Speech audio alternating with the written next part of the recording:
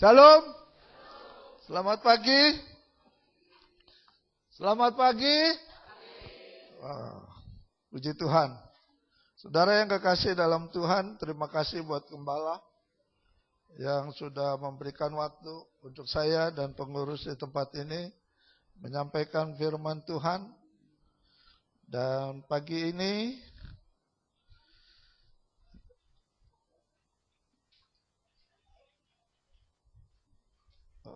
sebentar.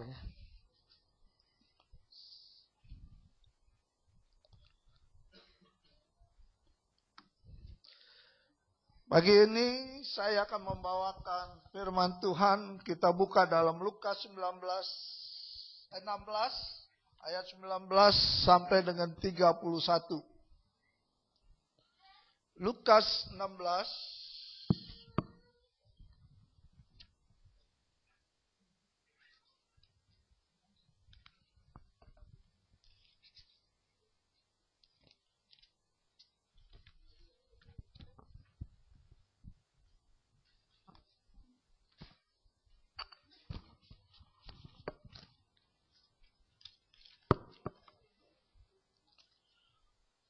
Lukas 16 ayat 19 sampai dengan 31. Ya, di situ orang kaya dan Lazarus yang miskin. Ya.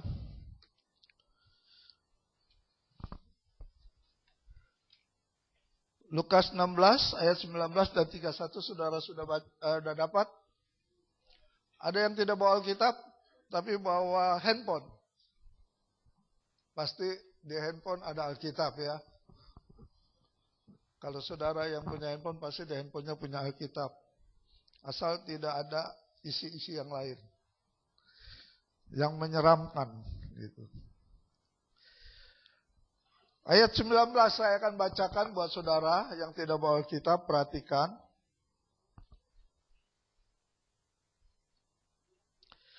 Orang kaya dan Lazarus yang miskin.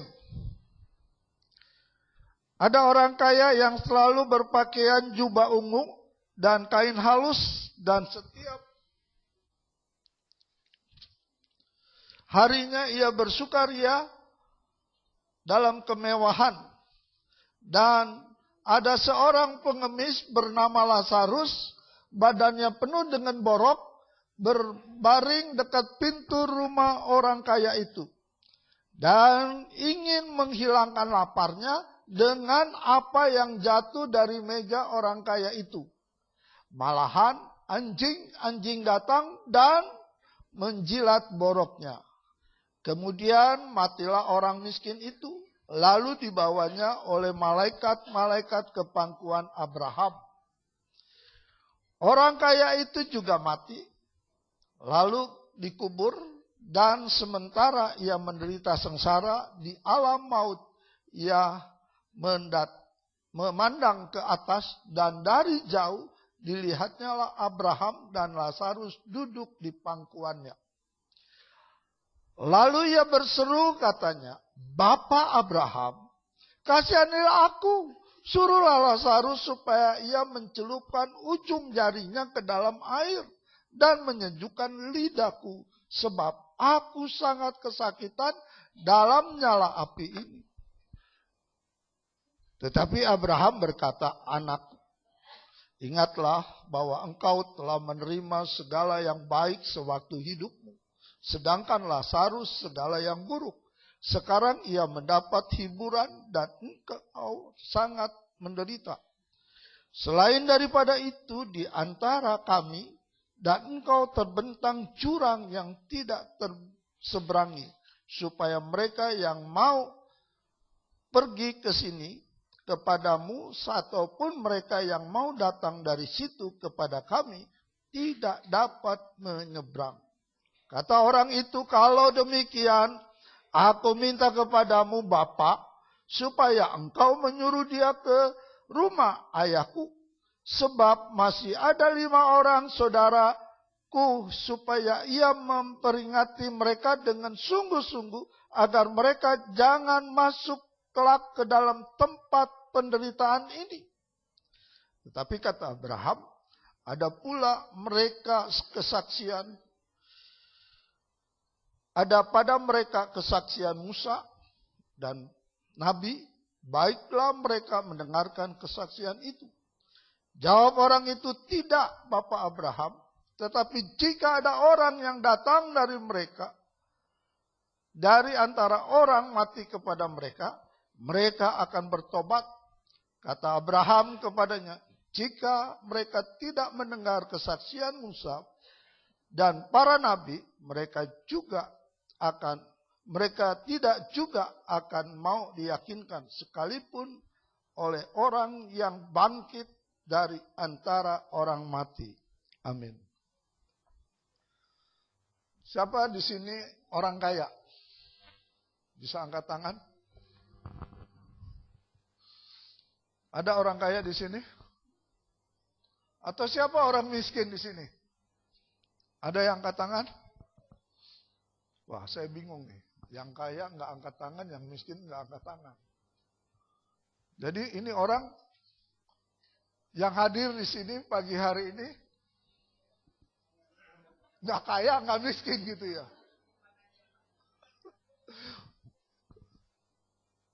Katanya ibu tadi bilang hanya cukup makan saja. Bingung saya nih.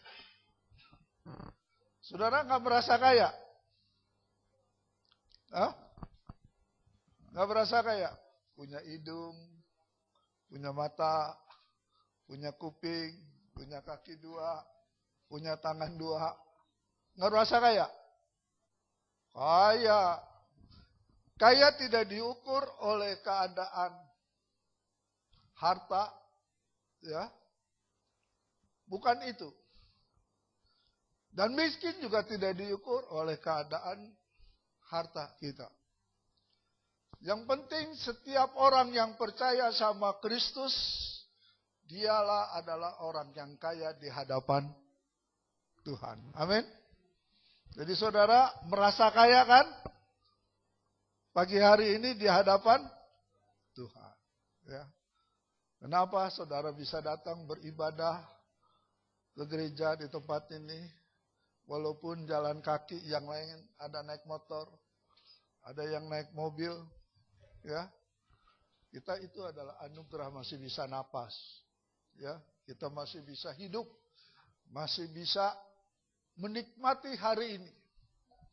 Coba kalau kayak M17 jatuh, sudah nggak bisa nikmati hari ini. Ya,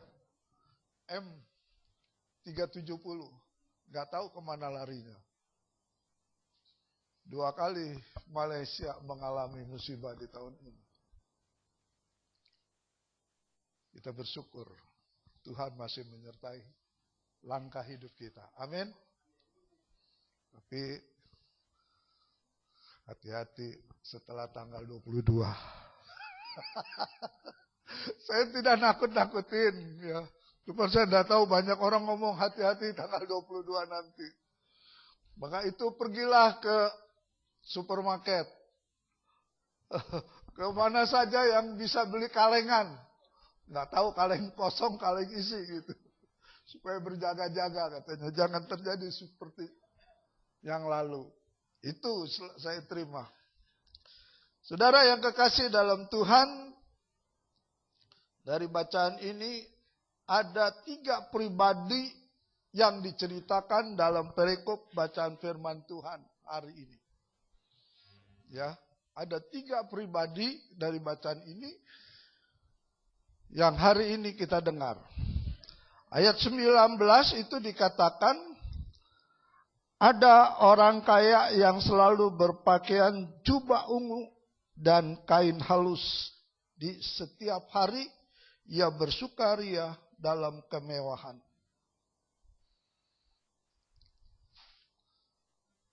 Saudara pernah lihat siapa di sini orang dari Sumatera? Tadi saya ketemu ada satu pemuda yang baru 1,5 bulan ya. Itu katanya saya baru 1,5 bulan. Dari mana? Dari Sumatera. Kalau dia laki-laki kelihatannya sederhana, saudara. Tapi kalau ibu-ibu dari Sumatera itu, kalau ke gereja, kalau kemana saja itu, wah. Semua aksesori yang dia punya itu selalu dipakai. Ya. Tangan semua, baju semua dipakai. Kelihatannya mewah. Walaupun sehari-harinya ada di pasar Senen. Sorry ya, bukan ingin mengkritik. Jadi di sini ada orang kaya katanya, yang pekerjaannya setiap hari pesta pora dan bersukaria dalam kemewahannya. Luar biasa. Itu lihat orang kaya. Memang kelihatannya seperti itu ya, selebritis apa begitu. Ayat 23, di situ dikatakan orang kaya mati dan sengsara di alam maut. Kalau mati seperti ada di MH17 atau di MH370, ada nggak kira-kira orang-orang yang ini mati di alam maut? Atau yang ikut di Adam Air? Ada nggak orang-orang yang mati seperti ini hidupnya di alam maut? Ya pastilah, kita semua pasti akan mati di alam maut. Ya, cuman tempatnya tidak tahu. Dan pelajaran ada di Hades. Kalau orang kita ini secara teologi kita mati dikumpulkan di Hades. Kalau orang Buddha atau orang apa di Taman Firdaus katanya. Apa paradis gitu. Sebelum Tuhan Yesus datang, belum dihakimi tapi ditaruh di tempat itu. Nah saudara, MH17 ini menurut berita katanya ditembak. Karena melewati tempat perbatasan antara Rusia dengan Ukraina ya. Itu tempat konflik gitu. Bagaimana? Jasmani kaya atau rohani yang kaya pada pagi hari ini buat orang-orang yang sudah almarhum? Kita nggak tahu. Nah saudara, kita mungkin yang naik kapal terbang secara jasmani kelihatannya kaya. Tapi secara rohani kita tidak tahu. Ya. Itu bagian pertama. Yang bagian kedua, ayat 29 dikatakan ada Lazarus, pengemis, badannya penuh dengan borok. 29, bukan 29 ya.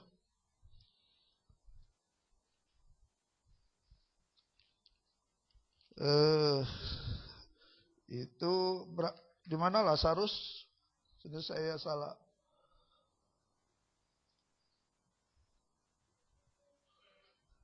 Dan menghilangkan lapar ini ayat 21 ya, itu Lazarus 20.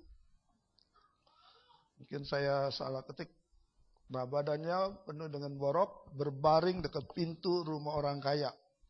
Dan ingin menghilangkan laparnya dengan apa yang jatuh dari meja orang kaya itu. Malahan, kata firman Tuhan, anjing-anjing datang menjilati boroknya. Di ayat 22 dikatakan Lazarus mati dibawa ke pangkuan Abraham. Dengan kata lain, masuk surga. Secara jasmani miskin. Secara rohani dia kaya. Tadi orang kaya secara jasmani kaya tapi secara rohani miskin. Jadi ini kebalikannya. Nah, yang ketiga, pribadi yang ketiga di situ Abraham, bapak orang percaya. Abraham ini bapak orang percaya. Kenapa disebut bapak orang percaya? Karena 3 agama dunia yang besar itu selalu mengagungkan Abraham. Pertama, agama Yahudi itu tidak liwat. Dia percaya benar Abraham itu bapak orang beriman. Bapaknya. Dua orang Kristen. Ya, kita percaya bahwa Abraham itu adalah bapak kita, orang yang beriman. Ketiga, saudara kita yang di seberang. Mereka pakai Ibrahim. Ya, yang selalu Allahu Akbar. Dia percaya bahwa Abraham adalah bapak orang beriman. Itu. Nah, secara rohani kaya Abraham ini. Secara jasmani juga kaya Abraham ini.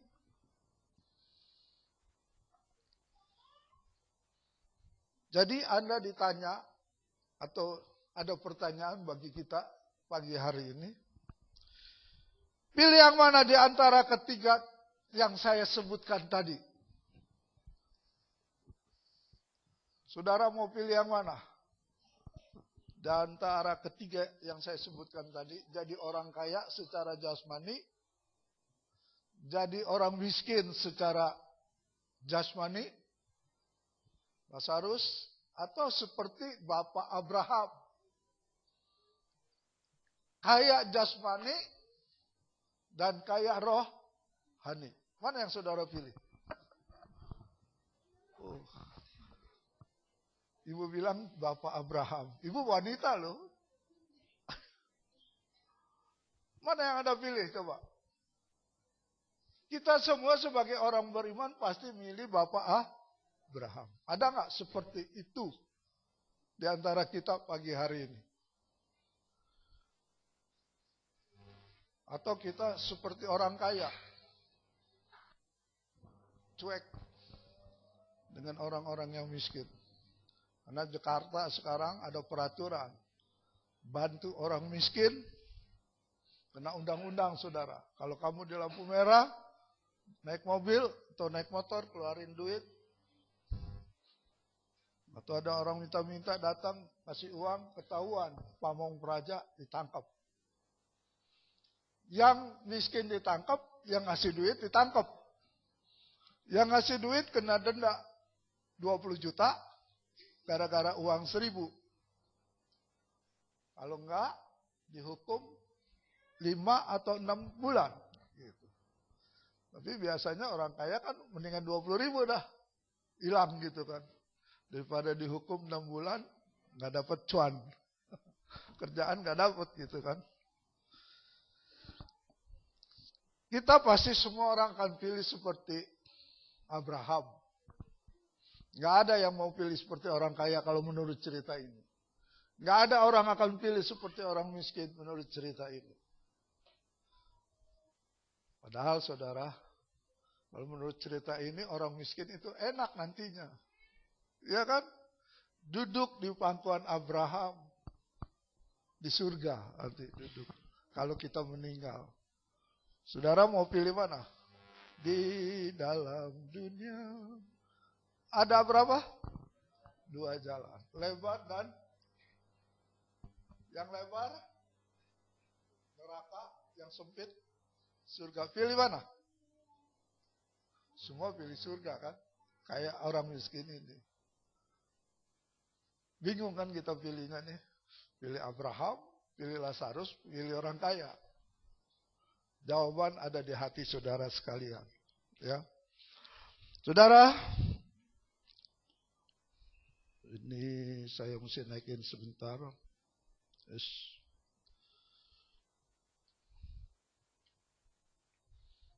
Ini goyang terus.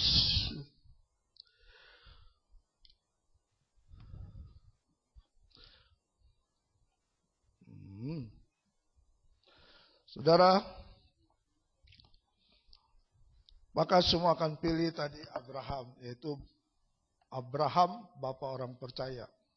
Secara otomatis terjadi dalam hidup kita. Apa yang kita pilih? Tapi belum tentu. Ya, kita seperti Abraham. Karena mungkin ketika dalam masalah, dalam persoalan, dalam kebimbangan, dalam ketakutan, bisa saja kita murtad. Betul nggak? Bisa saja murtad. Berapa banyak anak-anak Tuhan yang murtad meninggalkan Tuhan. Kemudian dibawa ke masjid. Kalau mereka meninggalkan iman Kristennya, percaya dengan Abraham yang lain, harus baca 2 kalimat syahadat. Iya kan? Karena udah usia umur, ada duda, punya pangkat, akhirnya daripada nggak nikah, ya udahlah, baca 2 kalimat syahadat, apa boleh buat, ya? Mau nggak mau. Tapi di sini nggak ada kan. Banyak selebritis, ya orang dunia seperti itu. Meninggalkan imannya. Tapi di sini jangan Anda sampai meninggalkan iman. Karena saya banyak pengalaman orang-orang yang ada usia, dia mau punya iman yang kokoh, bisa nikah. Jemaat saya yang sudah 4 tahun 60 lahir, perempuan, udah berapa tuh usianya kalau sekarang? Nikah sama anak Tuhan juga, pendeta dari Waingapu, anak buahnya Andreas Sani. Waktu Januari yang lalu saya kaget. Om, saya mau ke rumah, mau bicara sama om gadis ini. Ada apa nih? Mau keluar dari gereja saya. Enggak om, ada kabar sukacita. Kenapa? Om, ini saya tiba-tiba datang ke rumah. Om, ini saya kenalkan calon suami saya. Saya tanya, dari mana? Dari Waingapu. Apa pekerjaannya? Pendeta. Ngurusin mahasiswa di Waingapu. Gereja mana? GBI. Siapa ketua BPD-nya? Saya tanya gitu. Pak Andreas Sani. Kenapa kamu baru menikah? Sudah 5 tahun saya duda om. Istri saya meninggal. Kok bisa kenal sama saya punya pengerja? Waingapu, Jakarta. Gara-gara ada pengerja yang saya mutasikan ke Waingapu. Pendeta juga.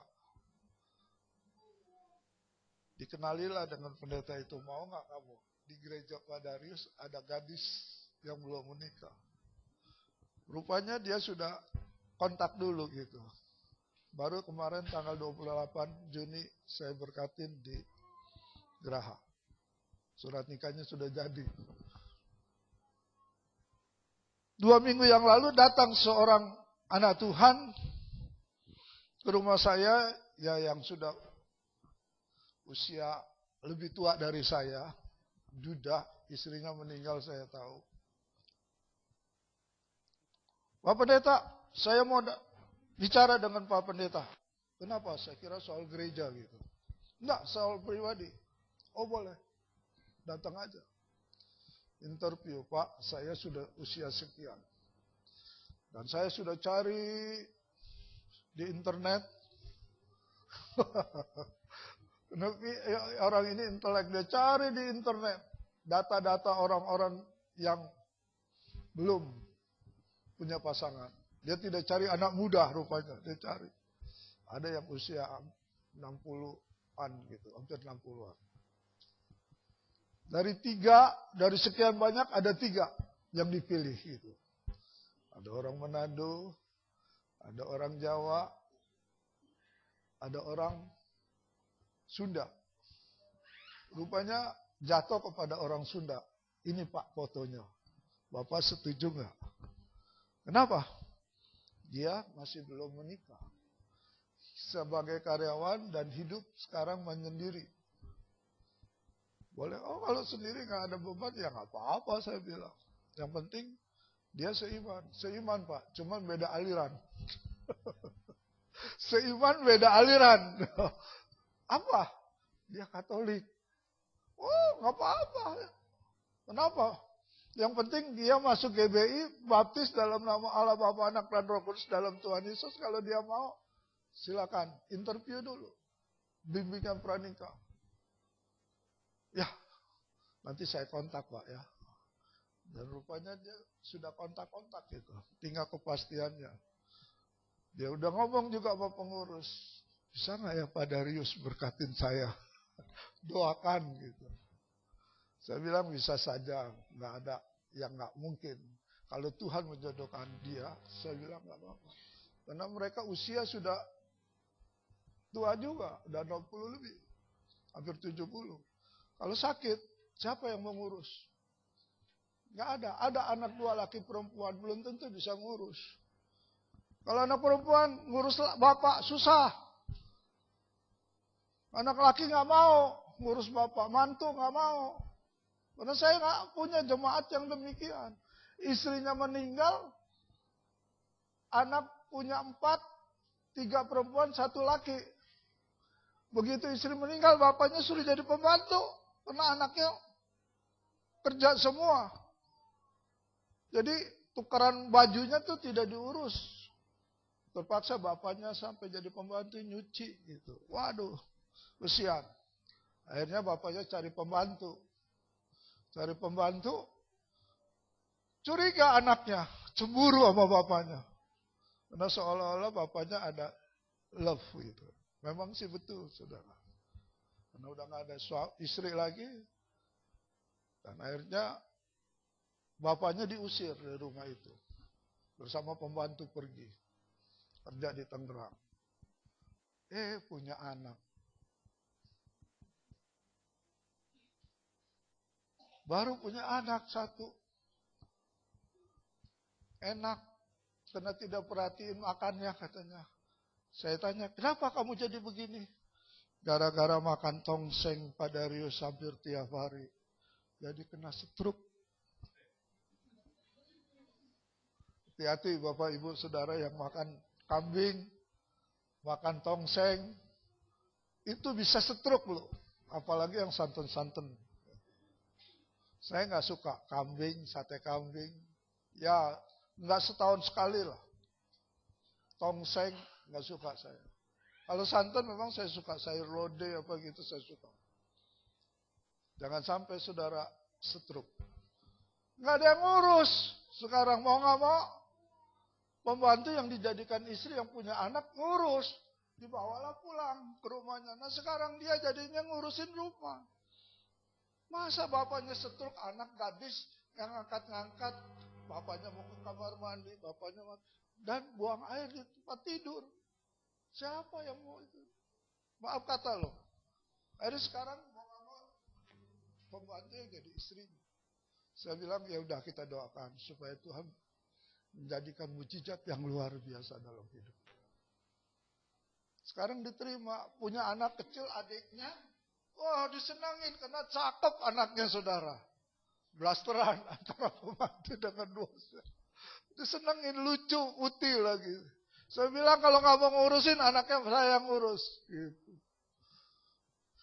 Ternyata disenangin dan diakui. Dan ngurusin lah bapaknya. Stroke-nya nggak ringan saudara, berat. Sekarang jalan dilatih dengan pakai tungket. Gitu. Ya kalau stroke sekali ringan nggak apa-apa. Tapi kalau udah stroke sekali berat, kedua kali, saudara harus hati-hati itu. Bisa liwat kena banyak jemaat saya yang kedua kali liwat kena stroke itu. Nah saudara, semua kita memilih pasti yang ketiga. Secara otomatis terjadi dalam hidup kita. Apa yang kita pilih, tentu itulah menjadi harapan bagi kita. Tentu Anda atau kita semua harus belajar dari apa yang Abraham lakukan. Kalau Anda ingin kaya dan Anda ingin juga miskin. Beberapa tahun yang lalu ada teologi kemakmuran. Jadi sebagai anak Tuhan gak boleh ada yang miskin, mesti kaya. Loh gak mungkin, itu teologi yang keliru gitu. Enggak semua anak Tuhan harus kaya. Kaya secara rohani bisa, tapi jasmani enggak semua. Karena kalau orang malas gimana bisa jadi kaya nggak mau kerja? Iya kan? Saya punya jemaat dari salah satu suku seberang. Yang kaya kakaknya, bapaknya udah pensiun, mamanya udah meninggal. Kakaknya perempuan satu-satunya yang memiliki harta yang besar. Tapi adik-adiknya 2 laki dan 1 perempuan nggak mau kerja. Yang perempuan yang laki-laki, yang 1 sudah menikah, yang 1 belum. Dan dikasih pekerjaan oleh kakaknya menunggui tempat suaminya buka. Bukan ruko ya, kalau kafe kecil, bukan kafe itu kayak McDonald gitu. Hanya diperintahkan kamu kalau ada tamu silakan masuk, mau beli apa dan layani. Bukan suruh jadi satpam, cuman itu aja. Tapi nggak mau. Udah tak masuk, terlambat, karena yang merasa punya kakak ipar, pulang mau duluan, datang cuman duduk aja kayak patung gitu. Jadi kakak iparnya kesel, udahlah lu gak usah kerja. Jadi tiap bulan dikirimin dana. Dan kalau nggak ke gereja, kalau dananya macet nggak ke gereja. Kalau dana tiap minggu turun, hadir. Jadi gereja itu gereja keluarga, saudara. Ada uang baru ke gereja, nggak ada uang, nggak kemana-mana. Dan saudara yang kekasih dalam Tuhan, kita harus belajar dari apa yang dilakukan Abraham pagi hari ini. Mau saudara? Amin. Ya, kita mau belajar dari Abraham supaya kita kaya jasmani, kaya dan rohani. Ya. Jangan kaya jasmani aja. Seperti orang kaya nanti kita tidak mendapatkan surga yang mulia.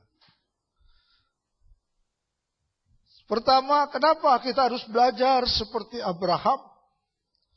Pertama, taat akan perintah Tuhan. Saudara bisa baca dari Kejadian 12 ayat 1 dan 4.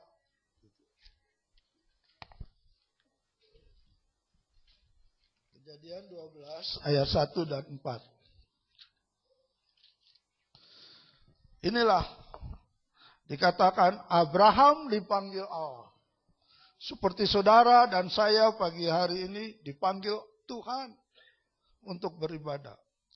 Firman Tuhan berkata, berfirmanlah Tuhan kepada Abraham, pergilah dari negerimu dan dari sanak saudaramu dan dari rumah bapakmu ini ke negeri yang akan kutunjukkan kepadamu. Aku akan membuat engkau menjadi bangsa yang besar dan memberkati engkau serta membuat namamu masyhur dan engkau akan menjadi berkat. Aku akan memberkati orang-orang yang memberkati engkau dan mengutuk orang-orang yang mengutuk engkau. Dan oleh semua kaum di muka bumi akan mendapatkan berkat. Itu tadi saya katakan, maka ada 3 agama yang besar di dunia ini. Lalu pergilah Abraham seperti yang difirmankan Tuhan kepadanya. Dan Lot pun ikut bersama-sama dengan dia, yaitu keponakannya. Abraham berumur 75 tahun ketika ia berangkat dari Haran. Ada perintah dari Tuhan untuk keluar dari negeri nenek moyangnya. Ini disebut taat. Abraham suruh keluar dari keluarga itu. Ternyata Abraham keluar, pergi bersama keluarganya. Dan waktu ketaatan Abraham, Tuhan memberi janji apa? Tadi menjadi apa? Ayat 2, aku membuat engkau menjadi besar, bangsa yang besar. dan memberkati engkau serta membuat namamu masyhur, dan engkau akan menjadi berkat. Aku akan memberkati orang yang memberkati engkau, dan mengutuk orang yang mengutuk engkau. Saudara mau jadi kaya? Janji Tuhan kalau Anda ingin menjadi kaya, berani menabur, dan ketika Anda menabur, Anda akan menuai. Ya, itu secara jasmani. Banyak anak Tuhan terlalu tidak taat akan perintah Tuhan, tapi Abraham taat. 2 minggu yang lalu, saya baru meresmikan satu gereja kecil menjadi gereja yang indah, yaitu di Jalan Sinar Budi, di Jembatan 2, digembalakan oleh Pendeta Stefanus Ambesa.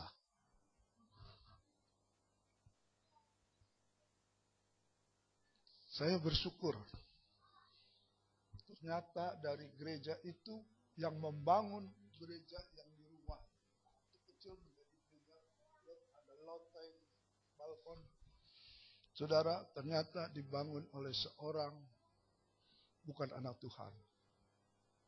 Datang nama orang itu, yaitu dari Buddha. Semua 100% dia yang membiayai membangun gereja itu. Ya, kira-kira diperkirakan habis kurang lebih dengan klek dan segala peralatan modern. Ya, sekarang kan canggih gitu ya, ada LCD dan segala macam sound systemnya. Cuman musiknya belum. Ya, hampir 5,5 M, 500 juta. Kalau setengah M kan gede gitu. Kalau 500 juta kan nggak gede. Hampir itu. Itu oleh satu orang. Saya bilang, Anda yang berani menuai, Anda akan menerima taburan berkat yang luar biasa. Ya, berani menuai, dia berani menerima berkat. Nah, saudara, Abraham taat akan perintah Tuhan. Tidak membantah apa yang Tuhan perintahkan, sebab Abraham berhasil di dalam hidupnya. Saudara, betul nggak? Ketika Abraham diperintahkan Tuhan itu, dia tidak membantah, tapi mengikutinya. Dan akhirnya dia berhasil hidupnya. Kalau kita cerita selanjutnya, ketika Abraham dijanjikan dia akan diberikan seorang anak keturunan asli. Pada usia indah. 100 tahun, istrinya 90 tahun. Tuhan berkata, aku akan turunkan sebelum dia mendapatkan ada perintah dari Tuhan sesudah itu bahwa dia akan memberikan keturunan. Memang dia mendapatkan keturunan dari Hagar, yaitu pembantunya yang disebut Ismail, yang sekarang menjadi saudara kita yang luar biasa, seberang. Sama-sama gereja.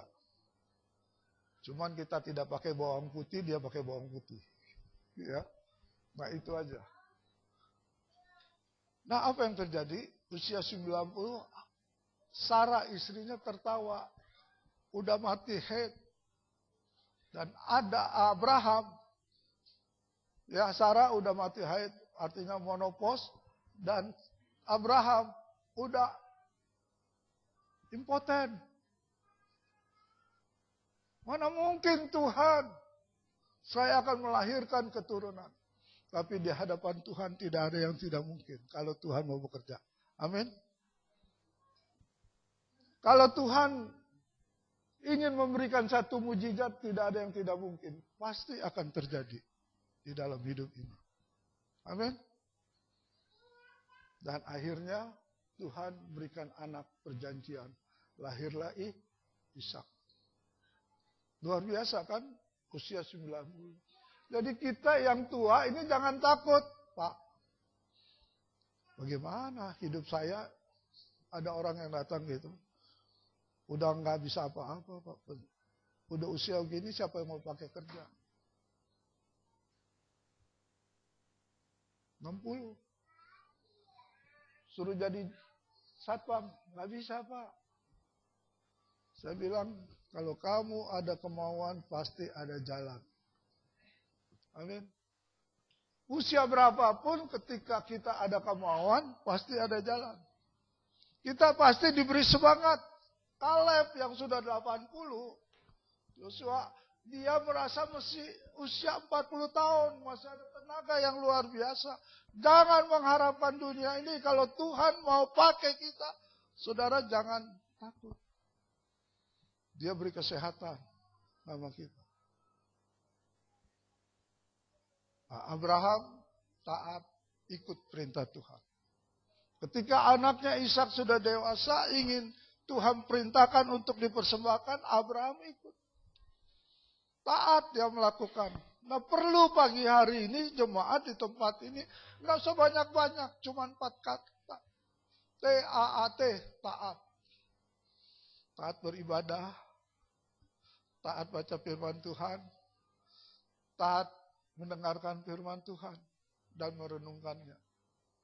Maka Tuhan bilang, kita seperti pohon yang tertanam di tepi aliran sungai, yang daunnya tidak pernah layu, dan setiap datang tahun keberuntungan, keberhasilan.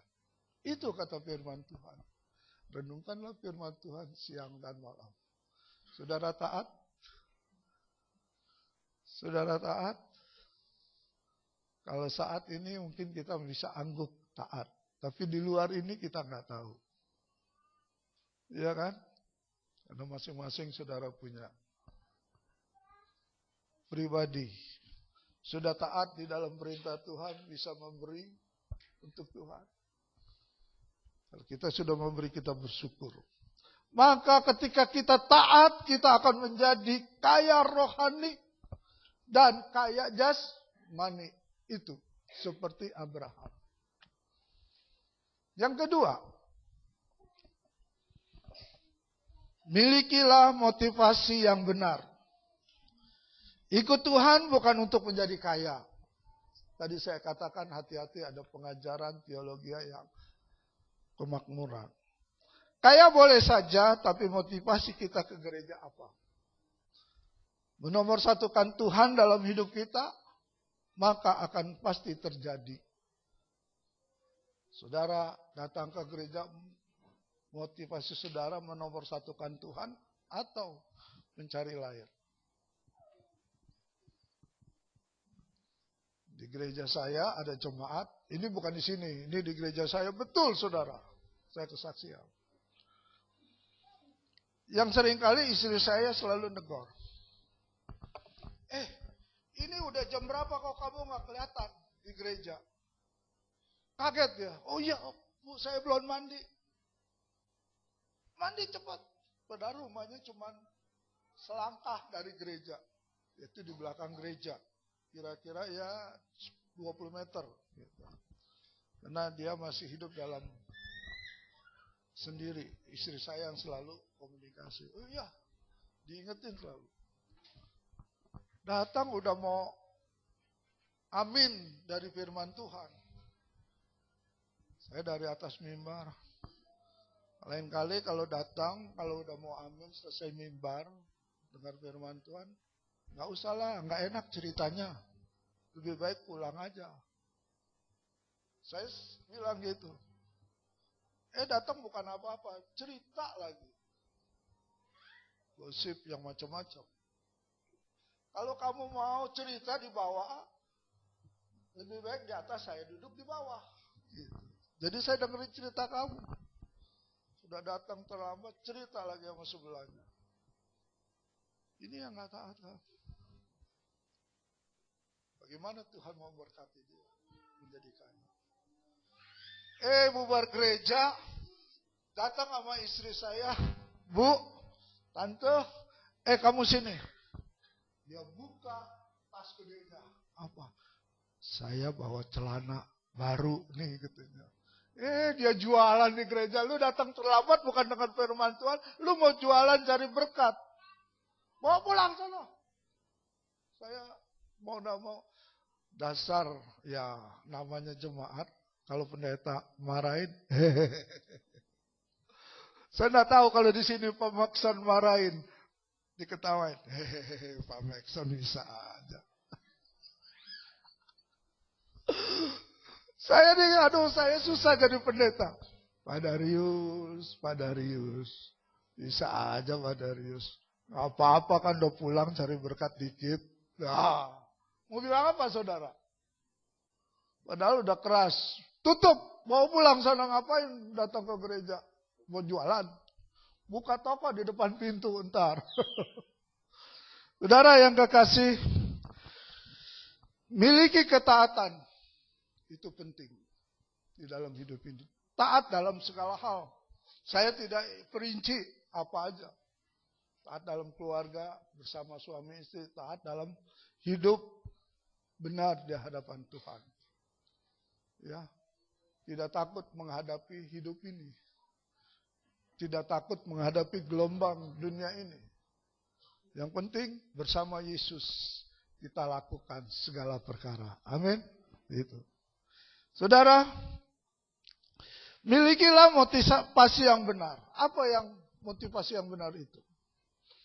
Matius 6 ayat 33 dikatakan, carilah dahulu kerajaan Allah dan kebenarannya, maka semua akan ditambahkan kepada. Carilah kerajaan Allah. Jadi cari Tuhan kalau mau ke gereja dulu. Bukan cari bisnis. Cari Tuhan. Serta kebenarannya. Apa kebenarannya? Yaitu firman Tuhan. Apa yang Tuhan ajarkan. Sehingga kita taat. Maka Tuhan baru plus tambahkan. Mau makan nasi goreng spesial pakai telur. Sama.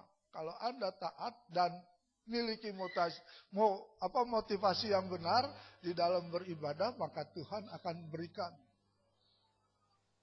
Ada nilai plusnya di situ.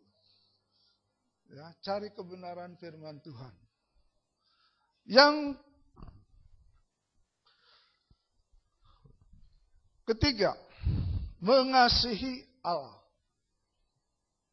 Abraham mengasihi Allah. Kalau dia tidak mengasihi Allah, dia tidak akan menjadi bapa yang terkenal sampai sekarang. Ya, karena dia mengasihi Allah. Firman Tuhan mengajarkan kepada kita umat-umat orang percaya. Ada dulu 10 hukum, 10 commandment. Zaman Taurat. Kalau saudara mengasihi Tuhan, melakukan 10 hukum. Tapi semua mana bisa melakukan 10 hukum itu. Jangan menyembah patung di hadapan Tuhan. Jangan melakukan ini, jangan berzina, jangan ini dan segala macam. Jangan menginginkan harta orang lain. Jangan menginginkan istri, suami orang lain. Dan yang lain 4, hendaklah engkau menghormati hari Sabat. Hendaklah engkau menghormati Tuhan. Nah, dari 10 hukum itu 1 aja kita melanggar, berarti kita tidak bisa masuk surga. Kita bukan orang kaya. Akhirnya kita seperti orang Lazarus, orang miskin. Tapi karena Tuhan Yesus datang untuk meringankan iman kita, Tuhan bilang cukup 2 hukum aja. Secara horizontal, dan secara vertikal dan secara horizontal. Apa hukumnya? Yang pertama, hendaklah engkau mengasihi Tuhan Allahmu dengan sebulat-bulat hati. Yang kedua, hendaklah engkau mengasihi sesamamu manusia seperti dirimu sendiri. Itu Matius 22 ayat 37 dan 39. Ya. Jadi hanya 2 hukum yang harus kita kerjakan pagi ini menjadi orang yang kaya dan bukan orang miskin. Hukum pertama kita harus taat, yaitu menyembah Tuhan.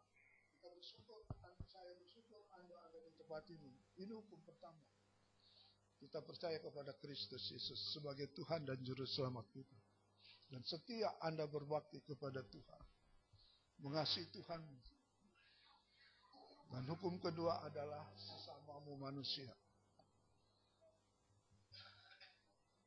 Sudahkah kita mengasihi sesama saudara kita seiman?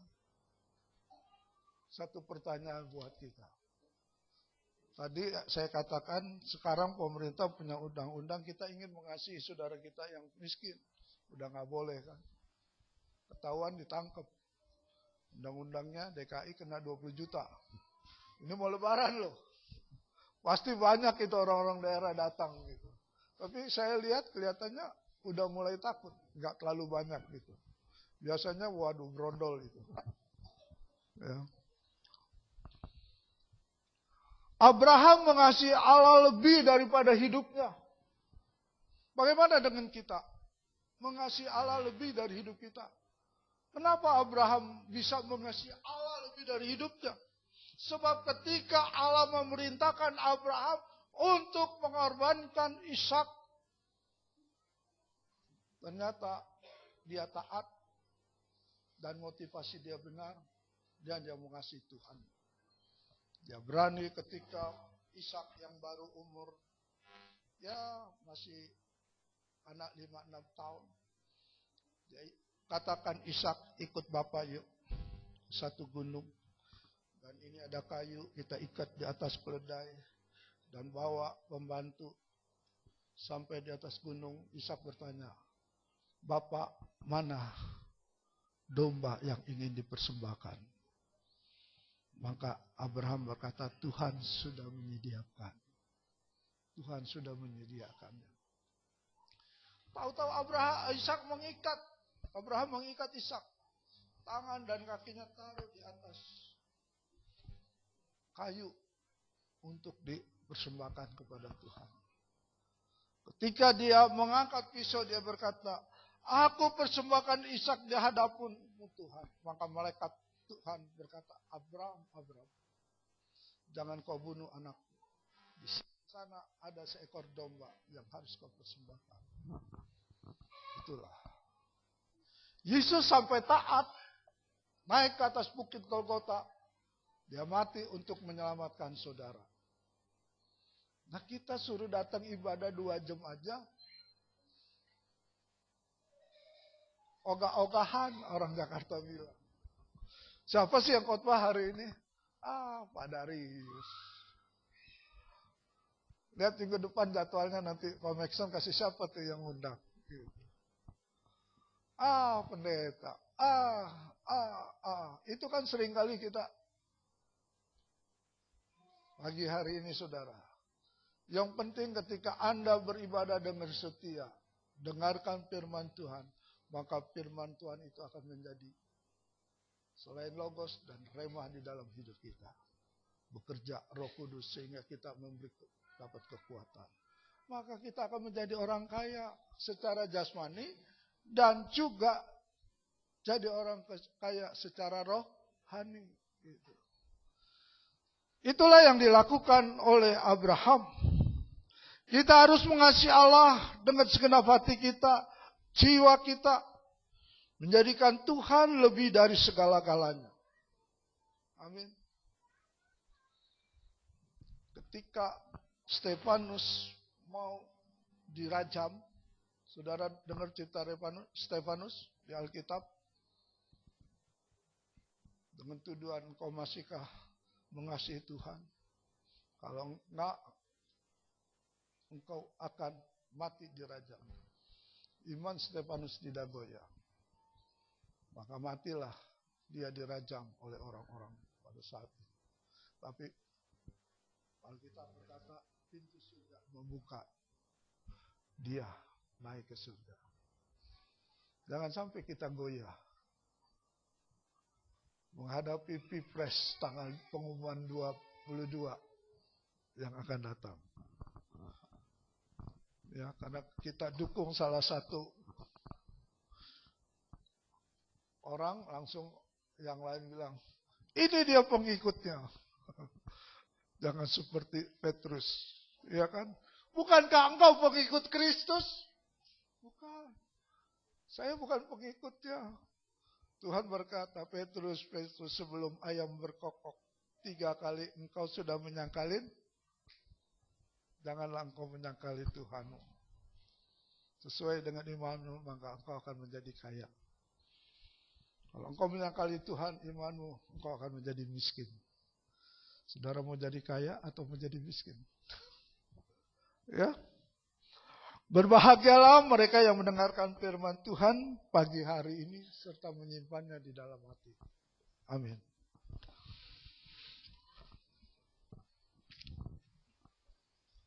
Kita